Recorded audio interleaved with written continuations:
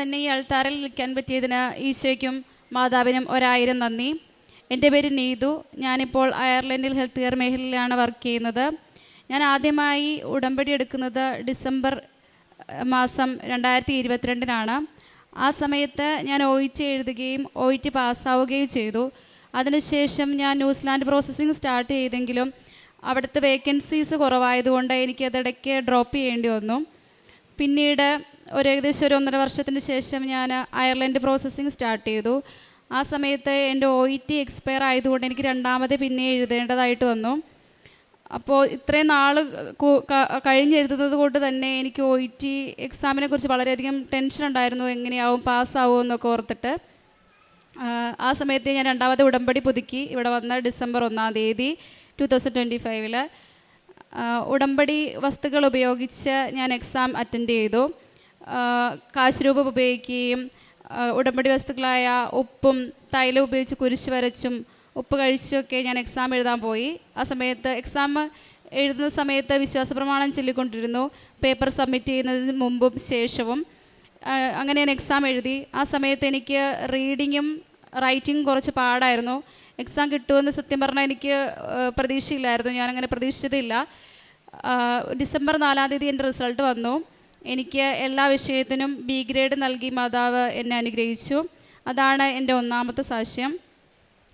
രണ്ടാമത്തെ സാക്ഷ്യം, ഞാൻ അയർലൻഡിൽ നമുക്ക് നിൽക്കുന്നതിന് വേണ്ടിയിട്ട് ഒരു റെസിഡൻസ് പെർമിറ്റ് കാർഡ് വേണം. അതിന് IRP എന്നാണ് പറയുന്നത്.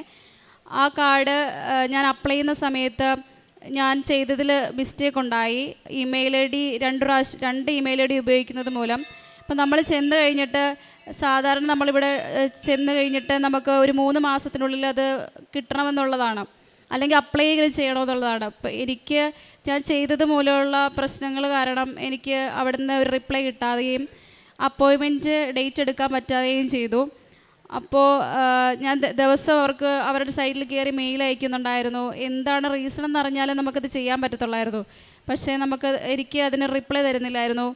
എന്നും പ്രാർത്ഥിക്കുമ്പോഴത്തേക്കും ഇതിനെപ്പറ്റി ഇത് ശരിയാവണേ എന്നുള്ള രീതിയിൽ പ്രാർത്ഥിക്കുമായിരുന്നു. അവസാനം ഒരു ദിവസം ഞാൻ ഒരു ഡേറ്റ് ഇട്ട് പ്രാർത്ഥിച്ചു. മെയ് 21-ന് മുമ്പായിട്ട് മാതാവേ എനിക്കത് ശരിയാക്കി തരണേ എന്ന്. അങ്ങനെ ഞാൻ പ്രാർത്ഥിക്കുകയും ആ ഒരു ഡേറ്റിന് തൊട്ട് 30 ദിവസം എനിക്ക് അവിടുന്ന് മെയിൽ വരികയാണ്, നിൻ്റെ ഇമെയിൽ ID നീ 2 എണ്ണം ട്രൈ ചെയ്തതുകൊണ്ടിട്ടാണ് നിനക്കിങ്ങനെ ഉണ്ടായത്, അത് ചേഞ്ച് ചെയ്യുവാണെങ്കിൽ നിനക്കത് സോർട്ട് ഔട്ട് ചെയ്യാമെന്ന് പറഞ്ഞ്. അങ്ങനെ ഞാൻ വേറൊരു ഇമെയിൽ ID ക്രിയേറ്റ് ചെയ്ത് വേറൊരു ഫോൺ നമ്പർ അറ്റാച്ച് ചെയ്ത് അത് ചെയ്തു. അന്ന് തന്നെ എനിക്ക് പുതിയൊരു അപ്പോയിൻമെൻറ്റ് ഡേറ്റ് കിട്ടി. അങ്ങനെ എനിക്ക് ജൂൺ 9-ന് IRP അപ്പോയിൻമെൻറ്റ് ഡേറ്റ് കിട്ടി. എനിക്കത് ശരിയാവുകയും ചെയ്തു. ഇതുപോലെ തന്നെ റിന്യൂവൽ ഓരോ വർഷം നമ്മളത് റിന്യൂ ചെയ്യും. റിന്യൂ ചെയ്യുന്ന സമയത്തും എനിക്ക് ആ അക്കൗണ്ട് ഓപ്പൺ ആക്കാൻ പറ്റുന്നുണ്ടായിരുന്നില്ല. അപ്പോൾ ആ സമയത്ത് ഞാൻ അന്ന് ഡേറ്റ് ഇട്ട് ഒരിക്കൽ പ്രാർത്ഥിച്ചുകൊണ്ട് തന്നെ ഞാനെന്ന് പറഞ്ഞു, മാതാവേ എനിക്ക് സെപ്റ്റംബർ 10 അത്. അപ്പോൾ എനിക്ക് വൈകുന്നേരത്തിനുള്ളിൽ എനിക്ക് അതിനൊരു തീരുമാനമാക്കി തരണേ എന്ന് പ്രാർത്ഥിച്ചു. അന്ന് യാദൃശ്ചികമായിട്ട് എൻ്റെ ഒരു ഫ്രണ്ട് വിളിക്കുക, അവളോട് ഞാൻ ഇതിനെപ്പറ്റി സംസാരിക്കുകയും ചെയ്തു. അപ്പോൾ അവൾ എനിക്ക് അതെങ്ങനെയാണ് സോർട്ട് ഔട്ട് ചെയ്യുന്നതെന്ന് പറഞ്ഞു തന്നു.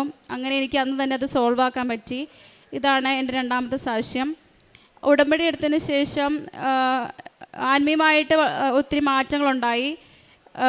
കൂടുതലും ജോലി ചെയ്യുന്ന സമയത്താണെങ്കിലും ഒത്തിരി നമുക്ക് സ്ട്രെസ്സ് വരുന്ന അവസരങ്ങളൊക്കെ ഉണ്ട്. ആ സമയത്താണെങ്കിലും നമുക്ക് മറ്റുള്ളവരോട് ക്ഷമിച്ച് അവരുടെ കൂടെ നിന്ന് നമുക്ക് ജോലി ചെയ്യാനൊക്കെ ആയിട്ട് സാധിക്കുന്നുണ്ട്. പ്രേക്ഷിത പ്രവർത്തനമായിട്ട് ചെയ്യുന്നത് വാട്സപ്പ് വഴി നമ്മൾ ഫ്രണ്ട്സിന് ഈ ഉടമ്പടി സാക്ഷ്യവും ധ്യാനവും ഒക്കെ അയച്ചു കൊടുക്കാറുണ്ട്. ദിവസവും ബൈബിൾ 1/2 മണിക്കൂർ വായിക്കാറുണ്ട്. കുടുംബ പ്രാർത്ഥന ചെല്ലാറുണ്ട്. പ്രാർത്ഥിക്കാനായിട്ട് സമയം കണ്ടെത്താറുണ്ട്. കാരുണ്യ പ്രവൃത്തിയായിട്ട് ചെയ്യുന്നത് നമുക്ക് ഓരോരുത്തർക്കും അസൈൻ ചെയ്തിട്ടുള്ള ഡ്യൂട്ടിയുണ്ട്. അപ്പോൾ എൻ്റെ ഡ്യൂട്ടി കഴിയുമ്പോഴത്തേക്കും ഞാൻ എൻ്റെ ബ്രേക്ക് കട്ട് ചെയ്തിട്ടാണെങ്കിലും ഞാൻ മറ്റുള്ളവരെ സഹായിക്കാനായിട്ട് ശ്രമിക്കാറുണ്ട്. അവരുടെ ജോലി കൂടി അവരെ ഹെൽപ്പ് ചെയ്ത് സഹായിക്കാൻ ശ്രമിക്കാറുണ്ട്. പിന്നെ സാലറിയുടെ ഒരു ദശാംശമായിട്ട് വയ്ക്കാൻ കണ്ടെത്താറുണ്ട്. ഇത്രയൊക്കെയാണ് ഞാൻ ഉടമ്പടി വഴിയായി ചെയ്യുന്നത്. മറ്റുള്ളവരോട് എനിക്ക് പറയാനായിട്ടുള്ളത്, ഇപ്പം നമ്മൾ ഉടമ്പടി എടുത്ത് മാതാവിനോട് അപേക്ഷിച്ചാൽ നമ്മളത് കൃത്യമായിട്ടത് ചെയ്യുവാണെങ്കിൽ നമുക്കത് മാതാവ് സാധിച്ചു തരുമെന്നുള്ളതാണ് എനിക്ക് മനസ്സിലായത്. അതാണ് എനിക്ക് പറയാനായിട്ടുള്ളത്. ഞാനിവിടെ എനിക്ക് കിട്ടിയ ഈ അനുഗ്രഹങ്ങൾ സാക്ഷ്യപ്പെടുത്തിക്കൊള്ളുന്നു. ആദ്യമായിട്ട് ഞാൻ ചെയ്യാറുള്ളത് ബൈബിൾ വായിക്കാറുണ്ട്.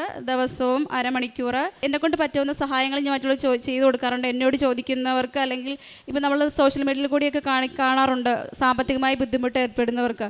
അപ്പോൾ അങ്ങനെ അതിൻ്റെ ജെനുവിനിറ്റി നോക്കിയിട്ട് ഞാൻ എന്നെക്കൊണ്ട് പറ്റാവുന്ന രീതിയിൽ അവരെ സഹായിക്കാറുണ്ട്. ഇത്രയൊക്കെയാണ് എനിക്ക് കിട്ടിയ സാക്ഷ്യങ്ങൾ. അത് ഞാനിവിടെ സാക്ഷ്യപ്പെടുത്തിക്കൊള്ളുന്നു. ഒരിക്കൽ കൂടി ഈശോയ്ക്കും അമ്മയ്ക്കും നന്ദി. തൻ്റെ അത്ഭുത പ്രവൃത്തികളെ അവിടുന്ന് സ്മരണീയമാക്കി. കർത്താവ് കൃപാലുവും വാത്സല്യനിധിയുമാണ്. തൻ്റെ ഭക്തർക്ക് അവിടുന്ന് ആഹാരം നൽകുന്നു. അവിടുന്ന് തൻ്റെ ഉടമ്പടിയെ എപ്പോഴും അനുസ്മരിക്കുന്നു. സങ്കീർത്തനം 111 4-5 വചനമാണ്. നീതു ജോൺ എന്ന മകളുടെ ഉടമ്പടി സാക്ഷ്യമാണ് നമ്മളിപ്പോൾ കേട്ടത്. ഈ ഉടമ്പടി സാക്ഷ്യത്തിൽ നിന്ന് നമുക്ക് മനസ്സിലാകുന്നതാണ്, ആ മോൾ എഴുതാൻ പോയ OET എക്സാമിനും സ്കോർ ഇൻവാലിഡായി പോയപ്പോൾ പിന്നീട് പ്രാർത്ഥിച്ച് വീണ്ടും എഴുതി. പിന്നീടുണ്ടായിരുന്നത് അയർലൻഡിലേക്കുള്ള IRP റിന്യൂവൽ ആയിരുന്നു. ഓരോ കാര്യത്തിന് പോകുമ്പോഴും ഈ മകളുടെ കൈവശം ഉടമ്പടി വസ്തുക്കളുണ്ടായിരുന്നു. ഡേറ്റ് ഇട്ട് പ്രാർത്ഥിച്ചു IRPയുടെ റിന്യൂവലിനായിട്ട്. ഉടമ്പടി മക്കളുടെ ജീവിതത്തിൽ ഈശോ പല വഴികളിൽ കൂടിയാണ് നമ്മളുടെ ഓരോ സഹായത്തിനായിട്ട് തൻ്റെ കരം പിടിച്ചു വരുന്നത്. ഈ മകളുടെ ഒരു ഫ്രണ്ട് വഴിയാണ് ആ ID പ്രോബ്ലം ഉണ്ടായിരുന്നത് സോർട്ട് ഔട്ട് ചെയ്യാനായിട്ട് സഹായിച്ചത്. ഉടമ്പടി ജീവിതത്തിൽ നമ്മൾക്ക് കാണാൻ സാധിക്കുന്നത്, ഇവിടെ നമ്മുടെ കരം പിടിച്ചുകൊണ്ട് നമ്മെ നയിക്കുന്ന തമ്പുരാൻ്റെ പുത്തൻ വഴികളാണ് ഉടമ്പടി മക്കളുടെ ജീവിതത്തിൽ കാണാൻ സാധിക്കുന്നത്. പരിശുദ്ധ അമ്മ തുറന്നു തരുന്ന വഴികൾ ഉടമ്പടിയുടെ അവകാശികളാക്കിയാണ്. സമയച്ചുരുക്കത്തിന് മേൽ അധികാരമുള്ള അമ്മയാണ് നമ്മുടെ ഓരോ കാര്യത്തിലും ഓരോ ക്രമപ്പെടുത്തൽ നടത്തി കാത്തു പരിപാലിക്കുന്നത്.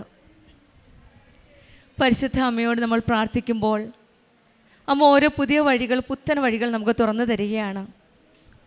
ഈ മകൾ പറഞ്ഞതുപോലെ കാരുണ്യ പ്രവൃത്തികളും പ്രേക്ഷിത പ്രവൃത്തികളും ഉടമ്പടിയുടെ മുഖ്യ ഘടകങ്ങളാണ്.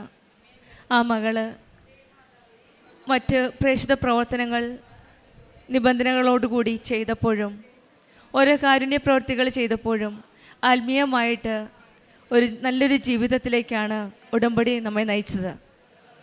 ബൈബിൾ വായിക്കാനുള്ള ആഗ്രഹവും മറ്റുള്ളവരെ സഹായിക്കാനുള്ള ആ സന്മനസ്സുമെല്ലാം ഉടമ്പടി മക്കൾക്കും ഉടമ്പടി ജീവിതത്തിലൂടെ ലഭിക്കുന്നതാണ്. പരിശുദ്ധ അമ്മയോട് നമ്മൾ പ്രാർത്ഥിക്കുമ്പോൾ അമ്മ നമ്മുടെ ജീവിതത്തിലേക്ക് കടന്നു വരികയാണ്. ഈശോയോട് അമ്മ പറയുന്ന ഓരോ കാര്യങ്ങളും ഈശോ നിരസിക്കാതിരുന്നിട്ടില്ല. നമുക്കും നമ്മുടെ ഉടമ്പടി ജീവിതത്തിൽ നമ്മുടെ എല്ലാ നിയോഗങ്ങളും പരിശുദ്ധ അമ്മയുടെ കരങ്ങളിൽ സമർപ്പിച്ച് ഈ മാതാവ് പരിശുദ്ധ അമ്മ ഈശോയിലേക്ക് നമ്മുടെ നിയോഗങ്ങളെല്ലാം നമുക്ക് വേണ്ടി പ്രാർത്ഥിക്കുമെന്നുള്ള വിശ്വാസത്തോടെ നമ്മൾക്കും നമ്മുടെ ഉടമ്പടി ജീവിതം മുന്നോട്ട് നയിക്കാം. പരിശുദ്ധ അമ്മയും ഈശോയും നമ്മുടെ കൂടെ ഉണ്ടായിരിക്കട്ടെ എന്ന് പ്രാർത്ഥിച്ചുകൊണ്ടും ഈ മകൾക്കും കുടുംബത്തിനും നീതു ജോണും കുടുംബത്തിനും ലഭിച്ച ഉടമ്പടി ജീവിതത്തിലൂടെ ലഭിച്ച എല്ലാ അനുഗ്രഹങ്ങൾക്കും നന്മകൾക്കും നമ്മൾക്ക് കരങ്ങളടിച്ച് ഈശോയെ മഹത്വപ്പെടുത്താം. യേശുവെ നന്ദി, യേശുവെ സ്തുതി. അത്യപൂർവ ദൈവാനുഭവങ്ങൾ ഇനി നിങ്ങൾക്കും സ്വന്തം. ഈ യൂട്യൂബ് ചാനൽ ഇതുവരെ സബ്സ്ക്രൈബ് ചെയ്തിട്ടില്ലെങ്കിൽ ഇപ്പോൾ തന്നെ സബ്സ്ക്രൈബ് ചെയ്യുക. ഈ വീഡിയോ ഇപ്പോൾ തന്നെ നിങ്ങളുടെ സുഹൃത്തുക്കൾക്ക് ഷെയർ ചെയ്തുകൊണ്ട് കർത്താവിൻ്റെ പ്രേക്ഷിതരാകുക.